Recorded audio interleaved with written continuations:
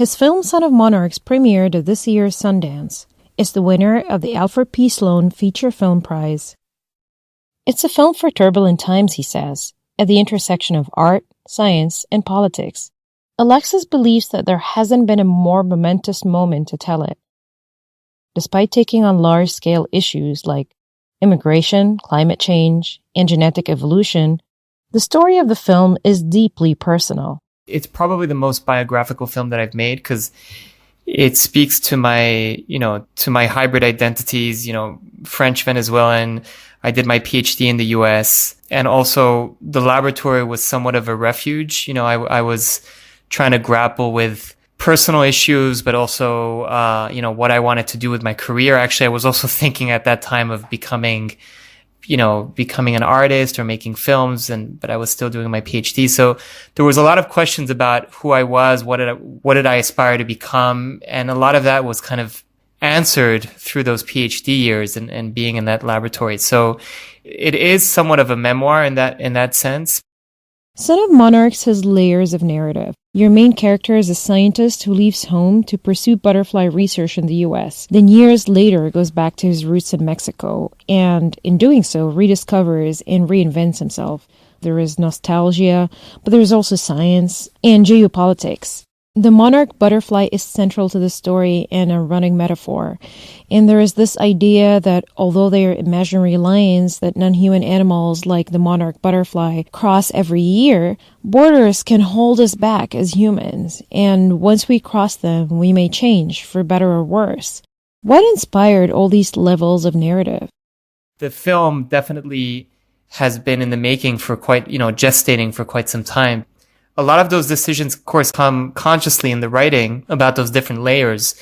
But I think the film is not only about multiple layers, but also about shedding layers. There's layers of different topics, but also he has to kind of come to the core of who he is and understand the inner workings of his own identity. I think one of the things that I was trying to do was use the animal, the monarch butterfly, as a common denominator between politics, culture, spirituality, science. The butterfly was kind of the connection between all of these different themes. And I often do that in my films. I have an animal that allows me to connect everything together. It's kind of like the web of all of these different topics. You've been involved in making films to communicate and promote science for quite some time. You have a science film festival that's been running for over 13 years with satellite editions in Paris and Abu Dhabi. I don't think it's an exaggeration to say that you've probably screened hundreds of projects. Do you feel that you've reached a formula of what helps a science film pull audiences in, like adding a bit of fantasy or building a fictional setting? In my context, in my world, science is somewhat of the music in the background. I don't necessarily want to put it in the forefront. I'm very interested in, the rhythm, just observing people working. I don't necessarily want to, inform people, although there is kind of this, tangentially things are being evoked about climate change, about the endangered monarch butterfly. But I sort of like it to be floating in the background so that people can sort of, grasp it or not and be like, oh, that was something that was quite devastating, that, there's deforestation or the monarch butterfly is endangered. But I don't really want to, as a director, I don't want to really enforce a message on the audience, because I think that my pieces are very character driven, and I don't want to be in a position where I'm telling somebody how to feel about a scientific issue. And I think the film deals with that to some extent. To your point, Pakanam, about the science, the fantasy aspect, there's an opportunity when scientists daydream, or when scientists are in moments of kind of reverie, to go into those fantastical landscapes. And again, it's not really about me, adding those layers of science fiction. It's really about the character that is imagining becoming a butterfly, or imagines that he's underwater. And I think there's a lot of science today that could be perceived as science fiction to many people. And I feel like there's really enough material, if you portray it in a certain way, to make it dreamlike and play on the magical realism of science. And I don't think you need to necessarily falsify science to make it, science fiction like or to enter into those fantastical worlds. There are a lot of lab scenes in the film, and it feels very real. It's not scientists in white coats trying to bring back dinosaurs in labs that are completely off the grid. I feel like I've walked into similar labs before. Yeah, we shot at NYU. I mean, thanks to my position at NYU, I was able to get access. I was able to get access to the labs, and actually most of the production design team, I would say about half of the production design team are scientists. One of the main art team one of the members of the art team was a student that was just finishing his PhD. We used his bench. He was the one who set up the lab, and I really wanted it to be scientists production designing to make sure that it looked like a real lab.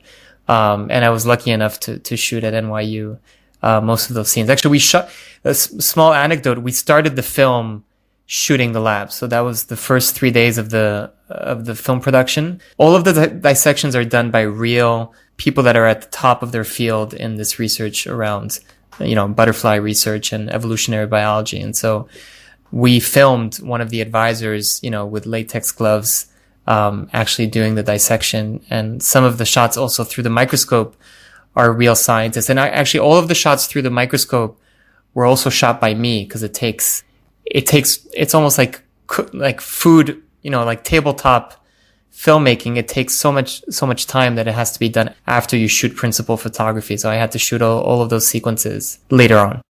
It's very refreshing to watch a film that feels mainstream in the sense that it's a full story about a person, with science being a big part of their lives, but that also features genome editing and puts a fine point on it. It also felt like it's making some commentary on CRISPR-Cas technology and personal identity, and the uneasy relationship a lot of people have with the idea of gene manipulation. Definitely CRISPR is underneath a lot of this, a lot of the film. It's actually mentioned very early into the film. When he's at the bar, he says, "To CRISPR and to the genetic revolution." It's like one of the opening scenes. And then, and it's mentioned a few times in the film. So there's definitely like a recurring mention of it. I interviewed 2 years before shooting the film, Emmanuelle Charpentier, one of the scientists that got the Nobel Prize for CRISPR. She told me when we were discussing CRISPR, she said, my biggest issue about how CRISPR is communicated in the public media is that we don't see CRISPR enough. And she mentioned in film specifically, we don't see it enough in kind of independent films. It always has to be these like science fiction, X-Men type of situations. And she said to me, I wish we could incorporate CRISPR and just talk about it in kind of a more kind of, working scientist type of atmosphere. So that definitely informed some of the things in my film, and definitely the idea of changing our genetic makeup and whether or not we're the ones that should change it, or whether or not it's something that changes based on our habitat.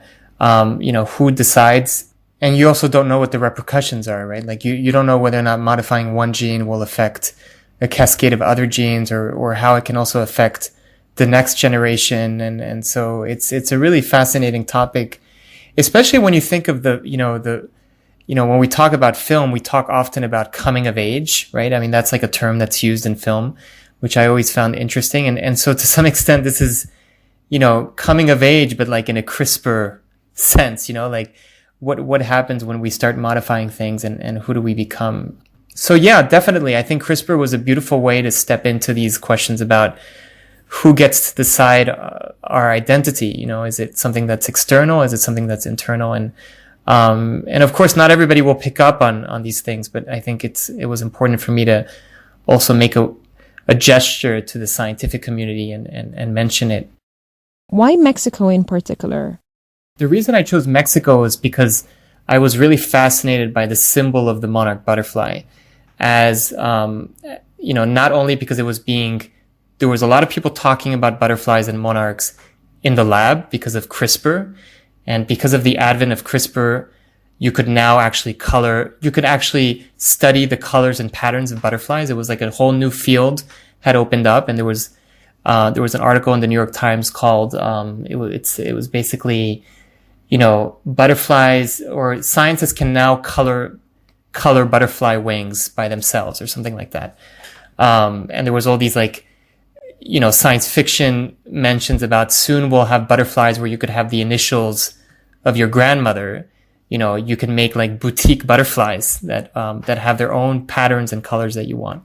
So I was fascinated by that because it also spoke to race and color. The idea of color was interesting to me because by studying color, we're also obviously talking about, racial politics and also it just kind of, that's where I like immediately went. And the reason why I decided on Mexico was because the longest migration of any winged insect is from Canada through the US to Mexico. And the monarch butterfly became a symbol, especially, I don't even want to mention his name anymore, but especially in the Trump days, it became a symbol for migrant rights because the monarch butterfly flies, doesn't have any borders. And so there were all these protests happening in DC and, in Arizona where people would, even kids and families would lift up the monarch butterfly and they would say, "We are all monarchs." And obviously there was a lot of Mexicans, undocumented Mexicans, all of these people that were identifying with the monarch butterfly. So this is not a small project, and it took years to make and a lot of resources. So if you're a scientist or a science communicator, who do you approach to make big pieces of art like this? I guess what I'm really asking here is, how did you get funding for such an enterprise and get a big Mexican name like Tenoch Huerta, who starred in Narcos and is in the next Black Panther movie to play the main character in a science film? Funding is complicated when you're a scientist running your own lab, especially a young PI, or when you're an artist. What's tough is to make people believe in your story, especially when it's such an ambitious project. It was very difficult for me to convince people to fund the project. And one is because, you're entering into the film, fundraising landscape. As the science world, it's very political, and it's about, there's a lot of criteria that go into funding projects and getting government funds or being supported by different labs. So the way in which I fund my projects is I try to use the science awareness. I try to get different organizations that help me on the science side. And also the project is partly supported by my research at NYU. It's not easy. It's patchwork of in-kind grants and research funds, investors that for the most part are science philanthropists, people that believe in science communication. But I would say that's really how I raise money for my films. And that's also how I get actors, by the way. I convinced them to be in a science film, and that's how I convinced, Tenoch to be in the film, because he's one of the most demanded actors out there, but he doesn't really get roles as scientists, so I think it was an opportunity for him. He was in the middle of shooting Narcos when I spoke to him, and he says, I have no time. And he told me the only time that I have was like in a year and a half in January for like 3 weeks. And so I didn't have the money for the film, and I said, okay, let's shoot it then. And so then I had about a year and a half to figure out how to raise the money for the film. And by the way, we didn't have enough money to finish the film. So I had to raise more money after principal photography. But yeah, we all have to be entrepreneurs these days in our work, and we have to be able to, both fundraise, and it's a tricky business. But I think the other things that I do feed into that ability to raise awareness and funding. And yeah, it's never easy. And you always have to start from scratch, every project that you do. You've heard from filmmaker and NYU scientist Alexis Gambis. If you didn't catch his film at Sundance, you can stay tuned for future screenings via sonofmonarchs.com. This is Science Talk. Thank you for listening.